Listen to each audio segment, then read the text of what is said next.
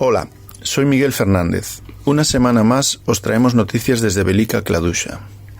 El podcast de esta semana lleva por título Cadena Solidaria, y en él os hablaré del reparto de ropa por parte de No Name Kitchen. Para organizaciones como No Name Kitchen, que ayudan a las personas en tránsito, sería imposible hacerlo sin la solidaridad de otras personas que empaticen con su situación y su sufrimiento.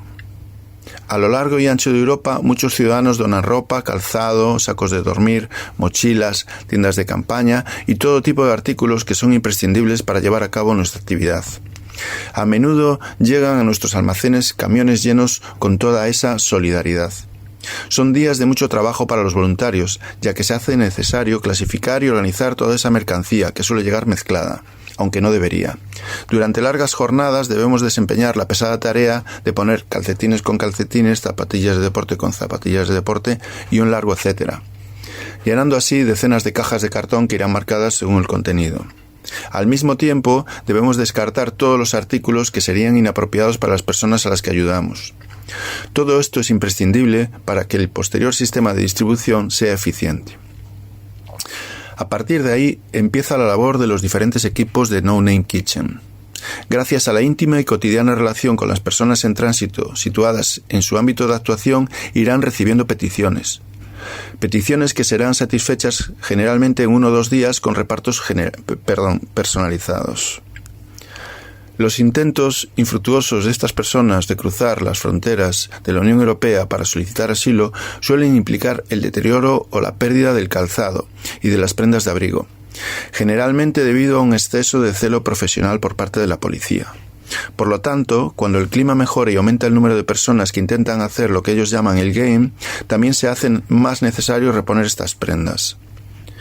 Otra de las labores desempeñadas por el equipo de Velika Kladuša es la recogida, el lavado y secado de las prendas de las personas que nos lo solicitan, así como de aquellas personas que se han marchado para intentar cruzar la frontera y nos avisan de que han dejado atrás las prendas que no necesitan o no pueden transportar. Para ello contamos con 3 lavadoras y 2 secadoras que prácticamente están funcionando todo el día. En el contexto del lavado de ropa suele surgir de vez en cuando una situación muy específica, que sería la presencia de brotes de sarna derivado de las condiciones de insalubridad en que viven estas personas. En estos casos, y solo después de que hayan recibido el tratamiento correspondiente, se recogerán todas las prendas y ropa de cama de que dispongan los afectados, que deberán ser lavados a temperaturas superiores a 60 grados centígrados para evitar futuros rebrotes. Al mismo tiempo, se le entregará otra ropa mientras la primera se lava. Con la entrega y el lavado de prendas a las personas en tránsito se cierra el último eslabón de la cadena, el que da significado a nuestro trabajo. Entre la ropa y demás mercancías que recibe No Name Kitchen hay muchas que, por sus características, no les serían de utilidad a las personas en movimiento, pero que a la vez son nuevos o se encuentran en muy buen estado y que son artículos de calidad. Conscientes también de la dura realidad en que viven muchas familias en Bosnia, el equipo de Velika Kladuša ha optado por realizar mensualmente un evento al que llamamos Bazar, en el que se pone esa ropa a libre disposición de todos aquellos vecinos que puedan estar interesados. Estos eventos son muy bien recibidos por parte de esa población local que vive con estrecheces y creemos que ayudan a consolidar el proyecto al mejorar la imagen de nuestra organización. Para terminar, me gustaría destacar algo que me hace albergar una gran fe en el trabajo que están realizando organizaciones como la nuestra en la ruta de los Balcanes. Cuando uno se cruza con las personas en tránsito en países como Macedonia, Bosnia, Serbia o Croacia, lo primero que le va a llamar la atención será lo bien vestidos que van. No se trata solo de que dispongan de ropa y calzado adecuados a la dura climatología invernal. Se trata también de que, siendo personas que con frecuencia sufren acoso y xenofobia por parte de policías y de algunos ciudadanos, entendemos que es muy importante que vayan bien vestidos, porque eso les va a conferir confianza y dignidad. Y es que, desgraciadamente, los prejuicios y la hostilidad de esa gente se verían exacerbados ante personas sucias y mal vestidas. Para acabar, finalmente, desde aquí queremos agradecer a todos aquellos ciudadanos en cuyos corazones brilla la luz de la solidaridad, ya que ellos son el primer eslabón de la cadena y los que la hacen posible. Feliz semana. Un saludo desde Velika Kladuša.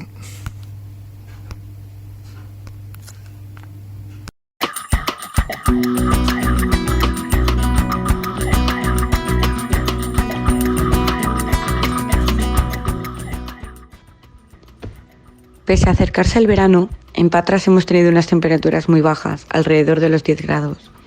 En esta situación, la higiene personal se convierte en un reto, cuando incluso en las horas más soleadas el viento sopla muy frío. Asearse al aire libre con agua fría resulta muy desagradable y esto hace que los ánimos decaigan. A nadie le gusta sentir que no está limpio. Afortunadamente, en este difícil momento, varios compañeros han podido encontrar una solución y gracias a algunas donaciones hemos podido construir unas duchas portátiles que dan agua caliente. Han sido recibidas con mucha ilusión. Una vez a la semana vamos a las fábricas y ofrecemos duchas calientes, con intimidad y ropa limpia, a todo el que lo necesite. Esto ha hecho que estos días de duchas calientes sean días de celebración y ánimo. Mediante este gesto devolvemos parte de la humanidad, a menudo robada, a las personas en movimiento. Ese hábito tan hogareño como tomar una buena ducha caliente en invierno.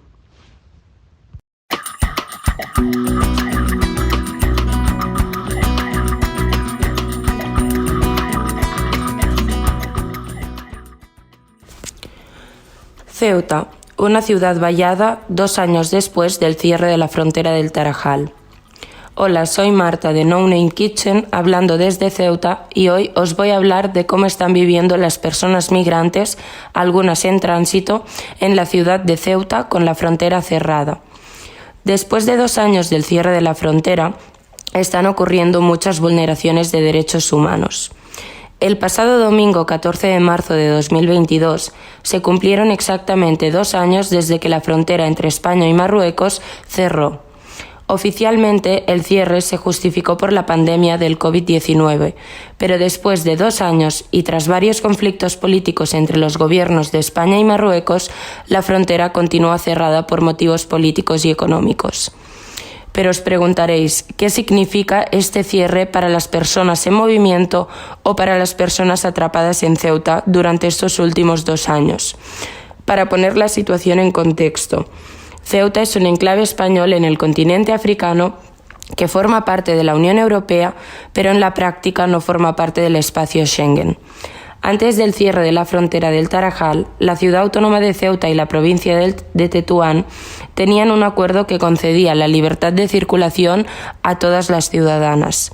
Así pues, no era necesario pedir un visado y las personas cruzaban la frontera a diario para trabajar o bien para hacer visitas. El cierre de la frontera afectó y sigue afectando a una enorme cantidad de gente que vive o transita por esta zona. En cuanto a las trabajadoras transfronterizas, con la decisión de cerrar la frontera, uno de los colectivos que se encuentra gravemente afectado es el de las trabajadoras transfronterizas. Más de 3.000 personas perdieron su trabajo al encontrarse en el otro lado de la frontera en el momento del cierre. Eso son solo los que tienen la tarjeta para cruzar la frontera. Hay muchas otras personas en ambos lados que trabajan sin contrato y que se encuentran sin ninguna protección.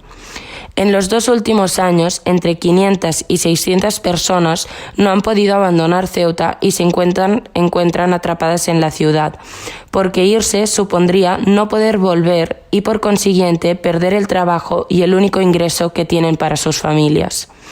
Durante los 2 últimos años, las trabajadoras transfronterizas han pedido al gobierno una solución para su situación precaria, reuniéndose y mostrando su descontento todos los lunes por la mañana.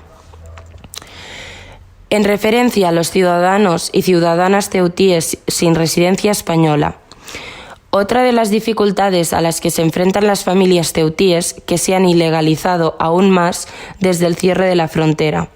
La familia Abadi, nombre inventado, por ejemplo, ha estado viviendo en Ceuta durante los últimos 20 años. Todos sus hijos han nacido en Ceuta. Desde el cierre de la frontera, oficialmente no tienen derecho a estar en Ceuta sin un visado. La ciudad no ofrece otra forma de obtener el estatus legal como ceutí sin los papeles españoles. Registrarse en la ciudad es especialmente difícil para las ciudadanas y ciudadanos marroquíes, ya que se les dice que desde el cierre de la frontera deben pedir un visado. Para pedir el visado deben viajar a la península, por lo que necesitan un permiso de residencia que no tienen, ya que allí se encuentra la Embajada de Marruecos. Sin registrarse no obtienen el acceso al sistema de salud pública ni a la educación. Esta familia lleva muchos años solicitando el empadronamiento sin ningún resultado positivo hasta el día de hoy. La imposibilidad de registrarse en Ceuta deja a la familia sin acceso a servicios públicos básicos como el sistema sanitario o la educación, impidiéndoles tener una vida digna. En cuanto a los menores no acompañados. Mira por ahí, esa es la casa de mi familia, nos dice uno de los chicos que ha estado viviendo en la calle desde que entró en Ceuta en mayo de 2021.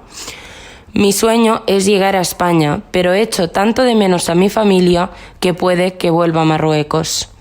Ser un menor en Ceuta no es fácil. Miles de menores se encuentran atrapados en esta ciudad que no les ofrece una alternativa digna a la calle. Las condiciones de los centros son insalubres y nocivas. Los menores sufren distintos tipos de violencia, física, verbal y psicológica, dentro de estos centros, donde deberían estar protegidos por el Estado español. Además, los menores se enfrentan al estancamiento en los centros. Después de vivir allí varios meses, algunos varios años, no les dan los papeles a los que legalmente deberían tener derecho. Estas circunstancias llevan a los menores a la decisión de dejar los centros, escogiendo la calle como la única opción disponible e intentar el peligroso procedimiento de Risky para ir a la península. Estas deficiencias estructurales a nivel administrativo de Ceuta sirven al sistema europeo de fronteras para implementar los pushbacks, al tiempo que priva a las personas de su esperanza de una vida mejor y de su libertad de movimiento. 2 años de cierre de la frontera solo han traído más violencia y más sufrimiento para las personas en movimiento. La forma máxima de violencia ocurre cuando el gobierno español deja morir cada día en el estrecho de Gibraltar a un gran número de personas, tanto adultas como menores.